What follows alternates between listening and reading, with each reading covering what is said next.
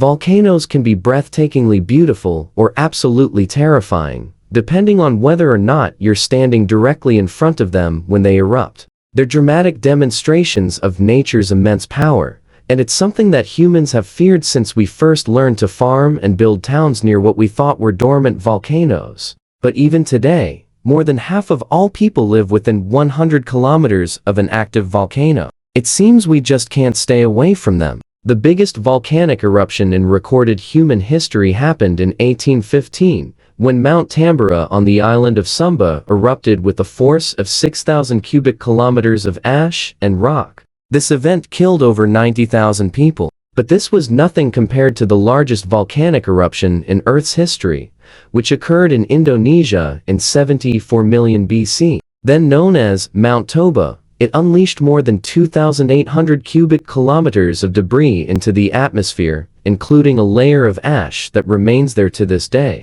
In fact, that mega eruption may have nearly wiped out humanity's closest relative, Homo erectus, which until then had been the dominant intelligent species on Earth for more than 1 million years. So what causes such massive eruptions? Well, it starts deep beneath the surface of our planet, where the Earth's tectonic plates meet. These colossal slabs of rock are constantly shifting and colliding, pushing magma upwards through weak points in the crust. But it doesn't just bubble up out of nowhere. In fact, long before an eruption, the land often begins to tremble as steam and gases escape from vents in the Earth's surface, creating small earthquakes that scientists call volcano-tectonic earthquakes. Over time, more magma rises to the surface, and eventually it overwhelms the strength of the rocks above it, bursting forth in an explosion that can literally blow the top off a mountain. Of course, this happens on a much longer time scale than a human lifetime.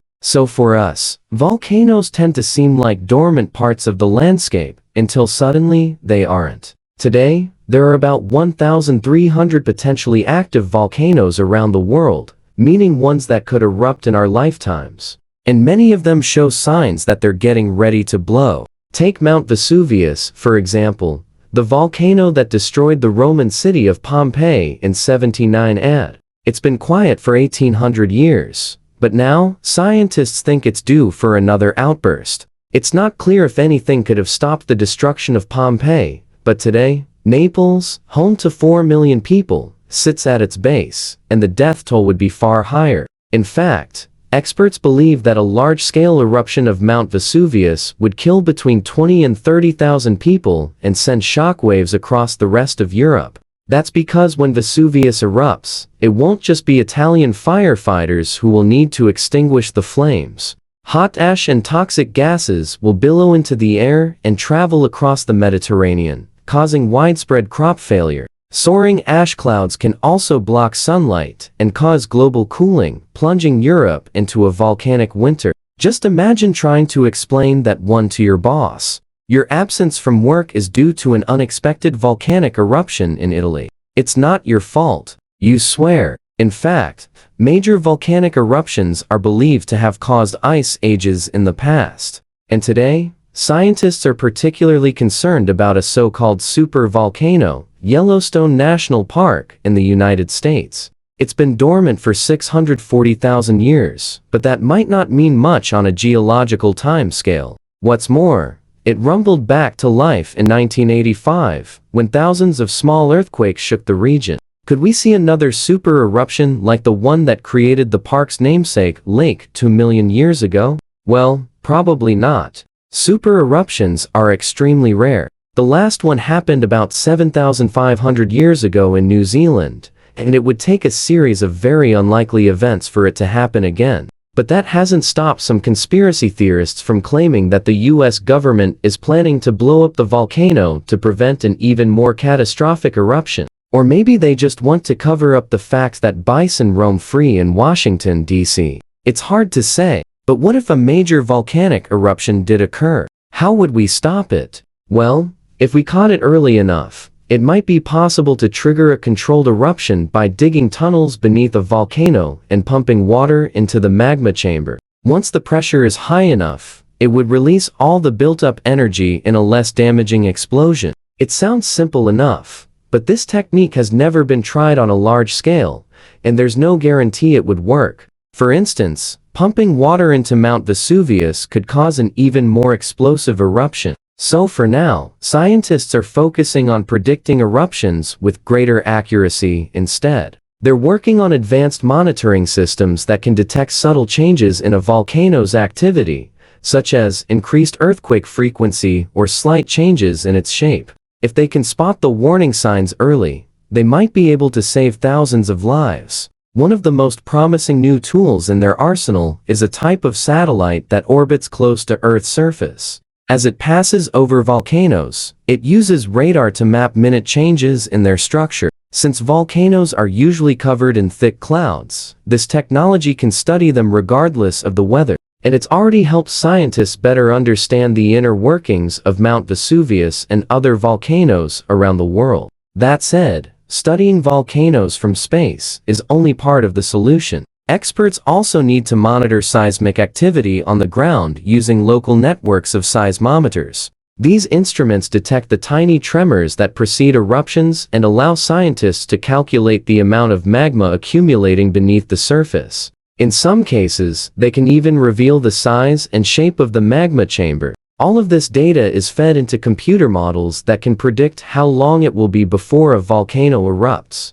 Take Mount Ibu in Indonesia, for example. Using satellites and local monitoring stations, scientists have accurately predicted the date of its next eruption down to the month it'll occur. They've even mapped the areas that will be affected by lava flows and pyroclastic surges.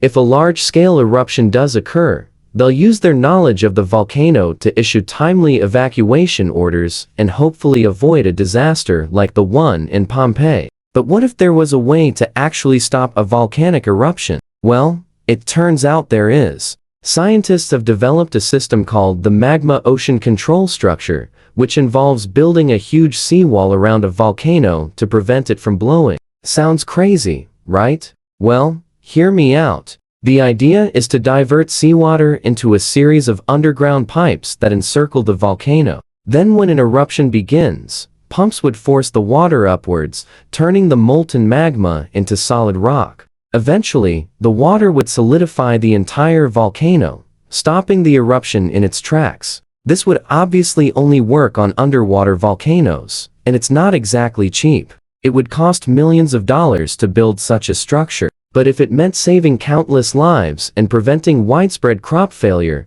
it would be well worth the expense. In fact, experts estimate that just 1 kilometer of seawall would cost between $650,000 and $8 million, depending on the depth of the water. But while this plan may sound far-fetched, there are ways to stop smaller eruptions on land as well. For instance, Mount Nagans in Japan is one of the most densely populated regions on Earth, home to 6 million people. To reduce the risk of an eruption, Japanese engineers have constructed a network of tunnels beneath the volcano. These hollow chambers are filled with water, which helps to lower the pressure inside the volcano and keep it dormant. What's more, scientists are working on a way to prevent volcanic ash from poisoning the surrounding environment. You see, when a volcano erupts, it releases dangerous chemicals into the atmosphere, which can harm both humans and wildlife. But researchers have found a way to neutralize these toxins by dispersing powdered metal over the area.